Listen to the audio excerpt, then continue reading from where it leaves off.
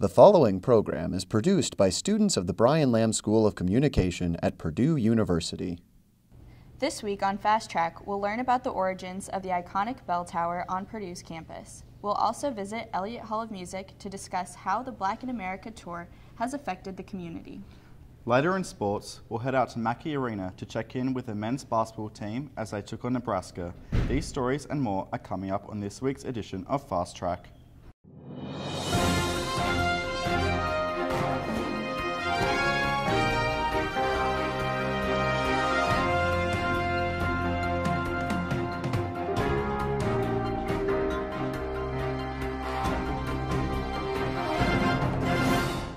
Welcome to Fast Track.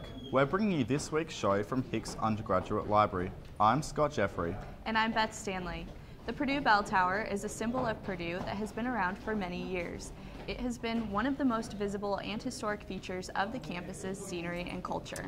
Almost all of Purdue's branding contains photos of the structure and has become synonymous with the campus's image. Fast Track visited the Virginia Kelly Carnes Archives and Special Collections to find out more on this famous structure. The Purdue Bell Tower is one of the most iconic structures on campus. What many people don't know, however, is the history of this beautiful landmark that stands at the heart of Purdue's campus. The bell tower that we see today on campus has its history that goes back to the 1890s. And what the bell tower is more or less mimicking is the bell tower that existed in Hevelin Hall, which was the first mechanical engineering building built on campus. The first Hevelin Hall was, like I say, started in the early 1890s, and about 4 days in 1894, about 4 days after it was dedicated, there was an explosion in the building, and it pretty much destroyed the entire building and some of the labs immediately behind the building. After the fire, plans for the reconstruction of the building began right away and included a few new add-ons. In addition to the extra rooms, the Hevelin Tower was constructed with a clock and 4 bells. So the second building, again, was built within about a year after the first building was destroyed, and it became an iconic feature of campus, and it was very much beloved by the by the faculty and the students and the alumni. The clock tower and so on, the clocks and the chimes and the bells and everything else were gifts from various donors, particularly students, classes, and so on like that. In 1956, Hevelin Hall was in need of rebuilding, and plans were made to destroy the building and tower that reigned over campus for 60 years. The new building plans did not include the reconstruction of the bell tower, and students were protesting the demolition of a historical landmark to Purdue University. This was one of the first major protests among students, faculty, townspeople, and alumni. They really wanted to keep it standing because it was kind of the center of campus. It really, there was a number of buildings on campus over the years that had been torn down that were really quite beautiful and unique buildings. And this was one of those. The bells from the original tower in Hevelin Hall remained in storage for a number of years until they were set to be placed in the new bell tower that still stands today. The bell tower can be viewed from almost anywhere on campus and remains one of Purdue's most recognizable features. Reporting for Fast Track, I'm Erica Lewin. Finding a parking spot on campus is a tedious daily task for many Purdue students and visitors. The majority of closed parking spots are restricted by a time limit or require a permit. The Garage Seat Garage is the only pay-to-park garage on campus and is often a last resort for students who want to avoid a long walk to classes in the cold. However, the garage will undergo changes at the beginning of March. Fast Track reporter Sunny Wu has more details on the new changes. Purdue University is home to more than 40,000 students, yet it only has less than 5,000 possible students' parking spots. Searching endlessly for a parking spot is a daily dilemma for all Purdue students with a car. The limited parking spots, along with expensive parking charges, frustrate students, especially in winter with extremely cold temperatures. However, instead of helping students with more possible parking locations, the school is actually cutting more due to financial reasons. Even if Purdue students park on campus legally with a C parking permit, there are only 5 locations with no more than 1,000 parking spots available. Among these 5 spaces, only 3 are located within a 2-minute walk to school. Students who cannot purchase a C permit rely on the 2-hour street parking near academic buildings. Here I am standing in front of the 2-hour street parking near Brewing Hall at 11 o'clock. It is a busy Monday morning as usual. As you can see, all the parking spot has been occupied and there are still students driving through to get a best shot. So what's the result? Students are late for class and are sometimes slapped with the tickets from $25 to $45. Failure to pay these fines can prevent students from being able to register for classes.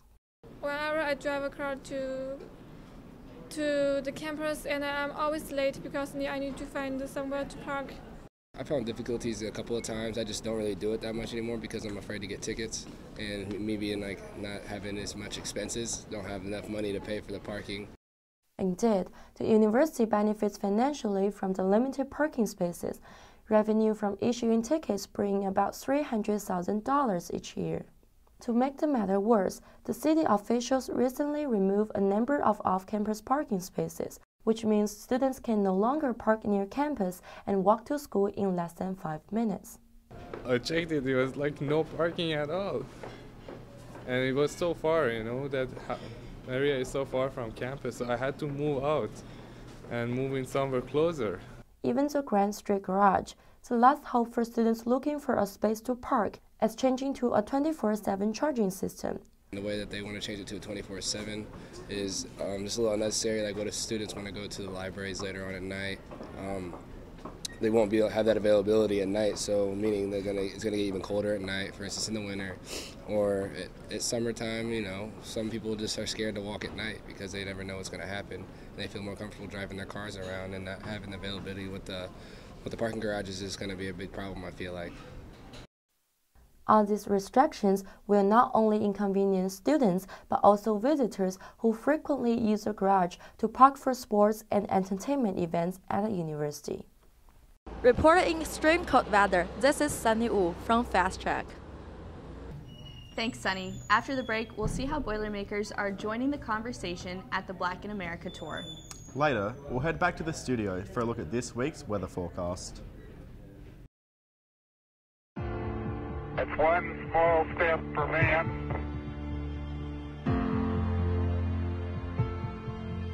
one giant leap for mankind.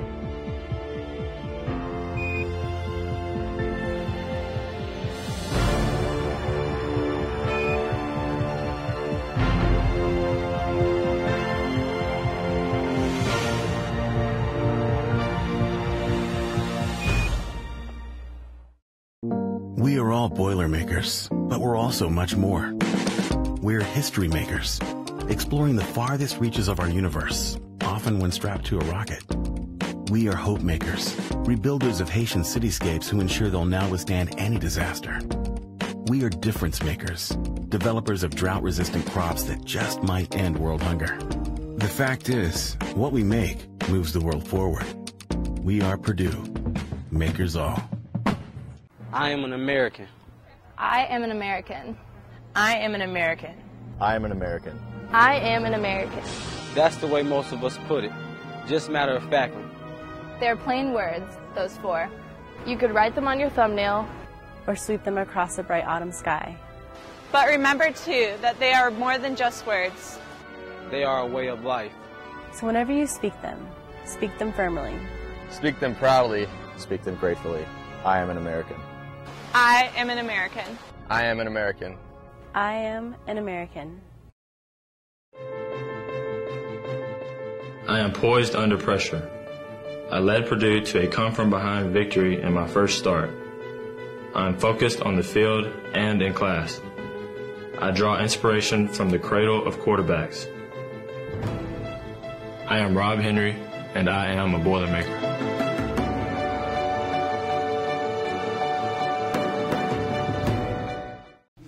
The Black in America Tour is currently taking one of America's most challenging conversations on the road. The tour stopped by Purdue University's campus in the Elliott Hall of Music last week and is bringing the issue of police brutality to college campuses to allow students to join in the conversation. The tour gives students an inside look at the newest installment of the Black in America documentary series, Black and Blue. Fast Track reporter Scott Jeffrey attended the event. Award-winning journalist Soledad O'Brien visited Purdue on February 10th for a conversation about race relations and policing in America. O'Brien's visit was a part of her Black in America 2015 tour, which is visiting several different college campuses in the month of February. The tour shares O'Brien's own professional and life experiences and also has a panel discussion that covers issues, challenges, and culture of African Americans across the country.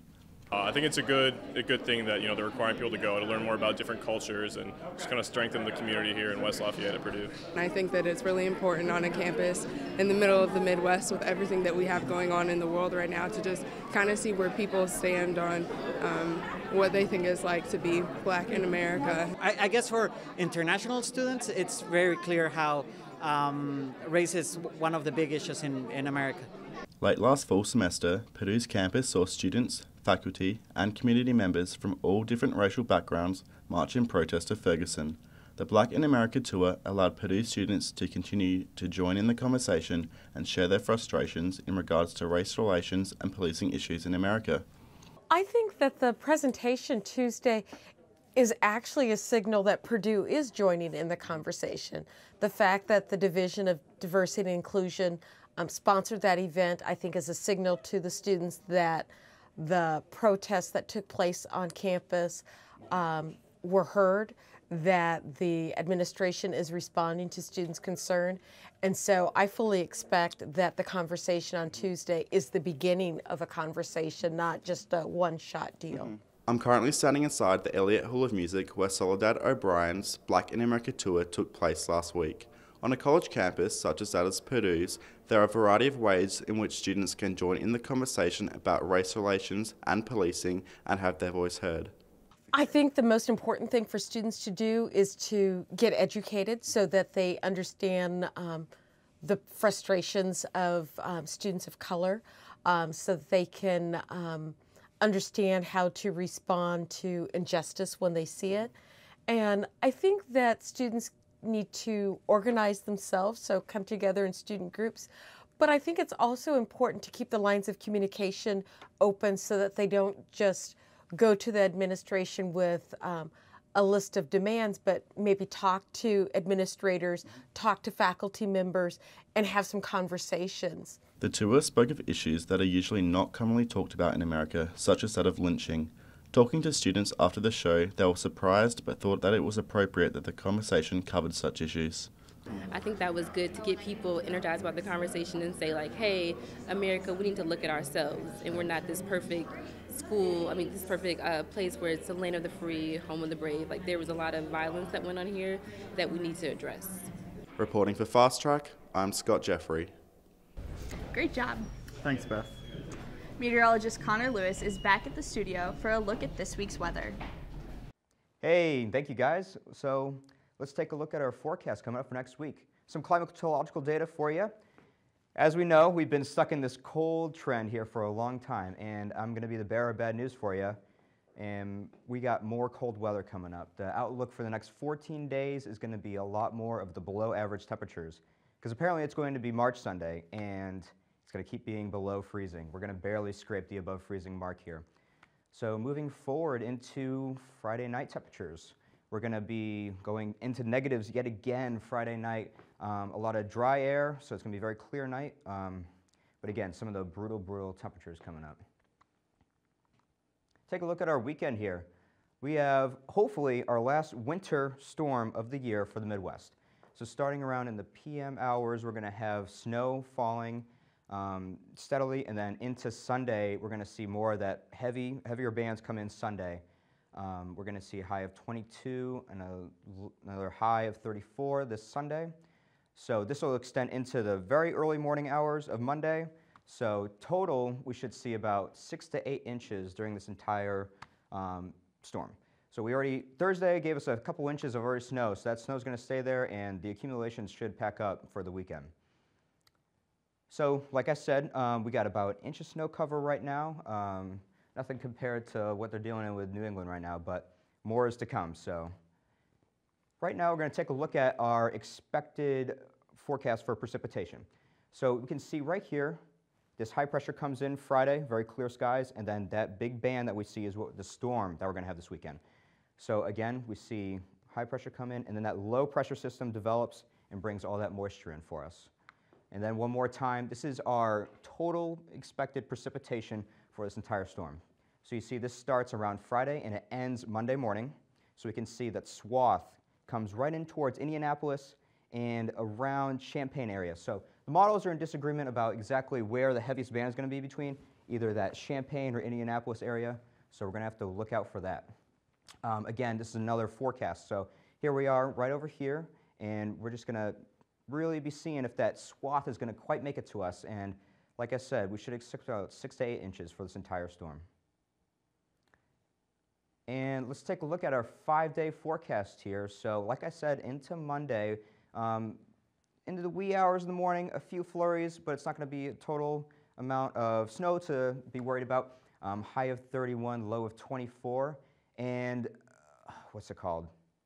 It's going to rain Tuesday. Yeah, we're going to be above 32 degrees for the first time in a long time. So we got about a 50% chance of that occurring, low of 31. It's going to feel like we're in Miami. You know, it's going to be the best thing ever.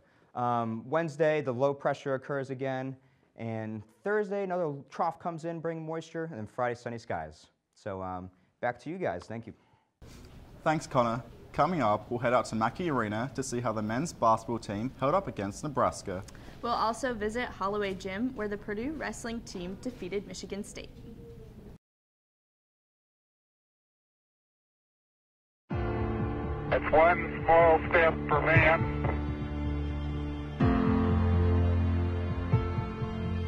one giant leap for mankind.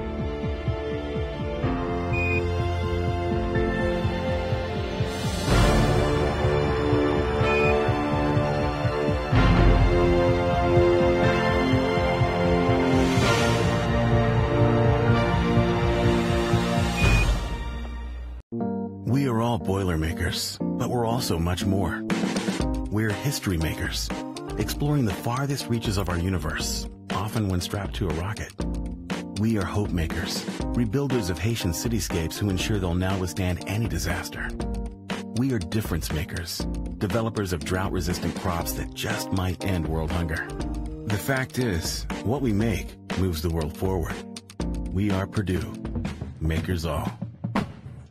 I am an American. I am an American. I am an American. I am an American. I am an American. That's the way most of us put it, just matter of factly. They're plain words, those 4. You could write them on your thumbnail or sweep them across a bright autumn sky. But remember, too, that they are more than just words. They are a way of life. So whenever you speak them firmly. Speak them proudly, speak them gratefully. I am an American. I am an American. I am an American. I am an American.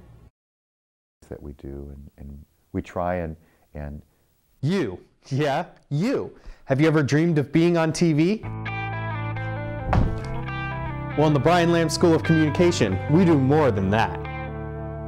You can learn about camera operation, lighting techniques, live TV shows, real client PSAs, weekly news productions, and more. For more information about the video production programs, visit our website or the advising office. It's one small step for man,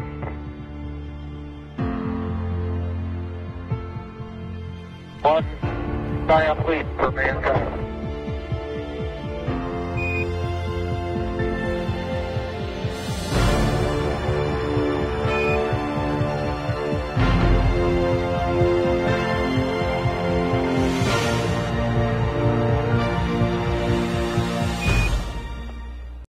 We are all Boilermakers. makers, but we're also much more. We're history makers, exploring the farthest reaches of our universe, often when strapped to a rocket. We are hope makers, rebuilders of Haitian cityscapes who ensure they'll now withstand any disaster. We are difference makers, developers of drought-resistant crops that just might end world hunger. The fact is, what we make moves the world forward. We are Purdue, makers all. I am an American. I am an American. I am an American. I am an American. I am an American. That's the way most of us put it. Just matter of factly. They're plain words, those four. You could write them on your thumbnail or sweep them across a bright autumn sky. But remember, too, that they are more than just words. They are a way of life. So whenever you speak them firmly. Speak them proudly. Speak them gratefully. I am an American. I am an American. I am an American. I am an American. That we do, and we try and You, yeah, you. Have you ever dreamed of being on TV? Well, in the Brian Lamb School of Communication, we do more than that. You can learn about camera operation, lighting techniques, live TV shows, real client PSAs, weekly news productions, and more. For more information about the video production programs, visit our website or the advising office.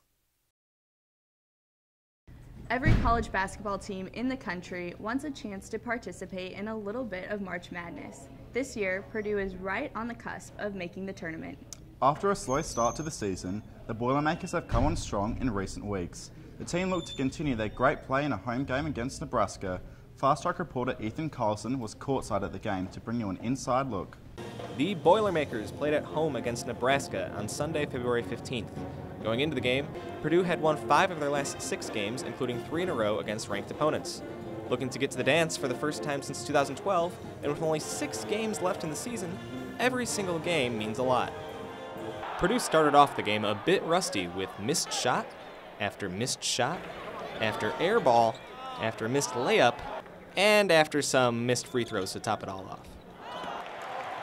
Purdue all in all started 1 of 8 shooting the ball and only 1 of 6 from the free throw line. But they relied on their stout defense to keep them in the game and some timely 3-pointers to eventually take a 26-20 lead into the half. As of late, Purdue has been relying heavily on junior big man A.J. Hammonds, but the story of this game really begins with the young talent on the team. Freshman Vince Edwards had 15 points, freshman Dakota Mathias had 10 points with 2 clutch 3-pointers, and sophomore Kendall Stevens was 4 of 7 shooting the 3. Ultimately, Purdue proved to be too much to handle for the Cornhuskers. The final score of the game was Purdue 66, Nebraska 54. Nebraska head coach Tim Miles shared his thoughts on some of the reasons for the outcome of the game. But it really hurt us in the long run because the offensive rebounding, obviously, and the second chance points were 23-7, which was classically the difference in the game. The 3-point shooting. I mean, we knew exactly who we were leaving, who we weren't, and we just lost our discipline a few times. And Kendall got a couple, and Dakota got a couple, and I thought those really hurt us. At one time, they were like 7 for 14 from the 3. And in our style of defense, those are killers. Purdue head coach Matt Painter shared his comments on the game and then about the play of sophomore guard Vince Edwards. Well, I thought it was huge. The first 3 shots that they made were all tough shots, and we were right there. Then we had some struggles on the offensive end at that time. Yeah, we were in a tough spot, but it should have been worse. We were very, very fortunate not for it to be worse because we did some positive things. We missed a couple layups. We missed free throws. But our guys did a good job of just grinding it. He's very versatile, and then you put him at the 4, and he's really just a big guard. I think as time goes on, just his improvement athletically is really going to help him because he's a cerebral guy. He can shoot the basketball, he can drive the basketball. I thought the play in the second half when they pressed us, and then he drove the ball and got that 3-point play that you mentioned, I thought that was a big play for us. Just because they were trying to be aggressive and come at us, he combated it by driving and getting 3 points. So he was really good at the start of the second half, and his versatility when he plays well, it really helps us. The Boilermakers have some big games ahead of them as they try to stay in the hunt for the NCAA tournament. Reporting for Fast Track, I'm Ethan Carlson. It's unquestionable that it's been a season of highs and lows for the Purdue wrestling team. Last semester, the team built momentum under new head coach Tony Ersland, but that success has seemingly hit a roadblock this spring, with the team suffering a 4-duel skid against several important Big Ten teams. However, the Boilermakers still have high hopes and goals for the upcoming Big Ten tournament. Fast Track reporter Brody Saravelli caught up with the team following their matchup against Michigan State to discuss their performance this season. Takedown after takedown after takedown. This was the scene on February 15th at Holloway Gymnasium when the Purdue wrestling team took on Michigan State in their penultimate Big Ten matchup for the season, leading up to the Big Ten tournament in March. It was a strong showing for the Boilermakers, who claimed a decisive 22-13 victory over the Spartans, lifting the team's overall score to 9-8 and effectively breaking the 4-duel skid that had characterized the team's trajectory in this second semester of the season. Head coach Tony Ersland was thoroughly impressed by his team's efforts in this matchup, following what had been the most crushing defeat of the season a week prior, a 26-9 trouncing at the hands of Michigan. I think the guys bounced back nicely from last week. We didn't wrestle very well against Michigan, maybe our poorest outing of the year. And then, we followed up with a good week of training. We were determined to come out and kind of set the tone for the match and dictate what's going to happen. We felt like we were a little passive last week, and so it was nice to see the guys with a little more aggressive mentality. Since taking the helm of the team at the beginning of the season, Coach Ersland has pushed Purdue wrestling from strength to strength, leading to a number 24 national ranking. With the latest victory under his belt, Ersland has his eyes firmly fixed on the future and believes that the worst is now behind the team. It's tough to week in and week out stay where you need to be if you've taken some losses. I think our guys got down a little bit. They didn't have the success that they had early in the year, and they fought their way back here now. And I think we're on the upswing. I fully expect them to finish strong next week against IU and roll into Big Tens on a high note. But Coach Ersland isn't the only Boilermaker hoping that victory against Michigan State can signify a turnaround for the team's performance. Currently ranked 11th nationally with a 5-2 dual record and a 6-2 conference record, 133-pound redshirt junior Danny Sabatello believes that the team's mentality is key to their recovery this season. Just being at a tough pace, throughout the whole time. I like to score a lot of points. I like to break my opponent. So, really just keeping a mindset throughout the entire match for 7 minutes, just, nonstop, go, go, go. Coach preaches you may not get, the first attempt on a takedown, but, you keep coming and it's hard to defend. And I think that was big here today. I didn't get a takedown in the first 30 seconds, which is what I like to strive for, but eventually it got there. This is a sentiment shared by Doug Welch, one of 3 brothers on the Purdue team who's presently nationally ranked right below Sabatello at 14th. I feel like everything's just starting to come together, and it's a good time too because the end's near. So I feel like we just gotta keep putting things together, keep getting better, 1% better each day in the practice room, and keep pushing ourselves. And I feel like we'll be there then. So. But this team isn't about to let the satisfaction of victory against Michigan State lull them into a false sense of security. The Boilermakers' goals remain squarely fixed on the road ahead, primarily the Big Ten tournament. I don't think I'll ever be satisfied, though, honestly. I mean, I came here to win national championships and Big Ten championships. That's our standard. That's our goal. And so until we get there, I don't think, we're going to be looking around feeling too good about ourselves or patting ourselves on the back. I'm certainly very proud of a lot of things that these guys have done. Danny Sabatello, Braden Atwood, a lot of these guys have shown great leadership, have put the work and the time into the sport that we expect. And so there's a lot of positive things as far as us laying the foundation towards being successful, but we're certainly not satisfied with where we're at. We know we can continue to get better. And that ability to get better will be put to the test in Purdue's final Big Ten matchup of the season against longtime rival IU on February 20th. But you don't have to tell the team that. Ask any one of them and they'll tell you the same. Purdue wrestling operates under a single purpose. I'll win it all. Anytime I strap up for Purdue, and I don't go out there to lose. I think that's disrespectful to my name, Sabatello name, Purdue University, Purdue Wrestling. So, just go out there and win. Reporting for Fast Track, I'm Brody Saravelli. That's all the time we have for this week's edition of Fast Track. I'm Scott Jeffrey. And I'm Beth Stanley. We'll be back next week with more stories around Purdue's campus. Thanks for joining us.